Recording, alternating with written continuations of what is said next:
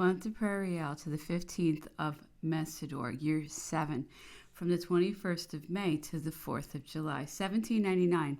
Success of Suvorov, troubles in the interior, dismission of the director trial hard, conspiracy in the councils against the directors Merlin and La Riviere, distinction between the liberty of the press and the independence of the newspapers. My report in the name of the Commission of 11, permanence, coup d'etat of the 30th Prairial, renewal of the executive power, the 30th Prairial compared to the 30th July. Without popular voting, there is no national legitimacy. 1. The powers. The resistance of Prussia to the suggestions of England, even after our first reverses, was attributed to the influence of Sieyès, whose acceptation was received with an almost universal satisfaction.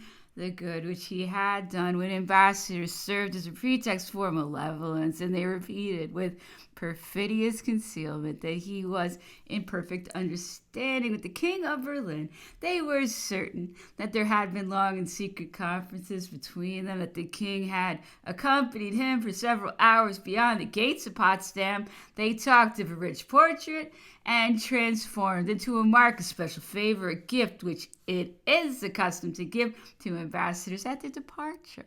The enemies of the Republic felt that, as the hope of a political amelioration depended on Sieyès, it was upon him that they must strike. The new director, therefore, was scarcely installed, but they had succeeded in throwing a mysterious suspicion upon his intelligences with Prussia, and they endeavored to interpret thus the neutrality of that power. Spain had united her fleet with ours, and that junction, which had given us for a moment the empire of the Mediterranean, obliged England to augment her maritime armaments. The Russian-Turkish fleet overran the Adriatic and menaced the port of Ancona. Fortunately, it had not any troops to disembark.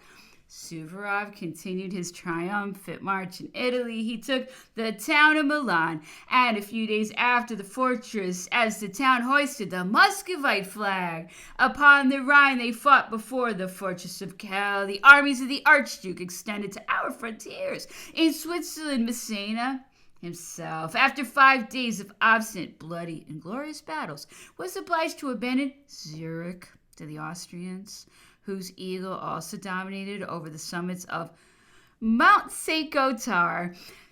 2. The Allied Republics, the dictatorial constitution imposed upon Helvetica by the proselytism of forms, which had been so fatal to us, had excited many resentments in several cantons, and above all at Zurich. Massena had more than once experienced the indolence and ill will of that important town, and our enemies had very few antipathies to encounter upon their entry. Several other cantons, and above all the high valleys, declared themselves openly against us.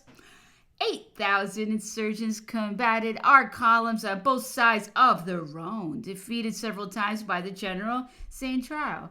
They were not the less useful auxiliaries for the coalition. There were no longer any republics in Italy, if we except that at Genoa, of which the retreat of our army prolonged the existence. The peasants also of Onelia had risen in rebellion and annoyed us very much by opposing the arrival of the provisions for our army. The priests were everywhere at the head of the revolted. The Pope basely and uselessly dragged from one prison to another. How was it possible not to irritate the whole of the Catholic population? The consuls of Rome, the directors of Naples and Milan had taken refuge in our camp, their only asylum. The Cisalpine director at Lazio and many others belonging to the Republic were seen to pass to the service of Austria.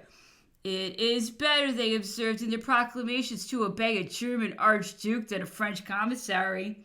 In opposition to that conduct, we learned with great satisfaction that the General Laws, although repulsed, deposed, and arrested by the French government for having protested against the innovations of Trouvé, had not hesitated to arm for the common cause. In the moment of danger, he defended Bologna as long as it was possible against superior forces. Sometimes afterwards, this general, overburdened with new persecutions, turned against us, but At the time in question, his honorable conduct, as well as the defection of Adelazio, was equally a reproach upon the politic of our directory and upon the success of bad news. We trembled to see our destinies confined to the authors of so many disasters. 3. The armies. Macdonald, after having left the kingdom of Naples and traversed the Roman states, dispersing upon his roads swarms of insurgents, arrived in Tuscany. That province, generally peaceful, appeared to have changed its character. Cortona and Arezzo vomited against us multitudes of armed and furious men. It was necessary to subdue them, to assure our retreat, and to take possession of both towns by main force. In the midst of so many obstacles, Macdonald drew near to Moreau, who saw no other hope of safety against Suvorov except that junction of our two armies.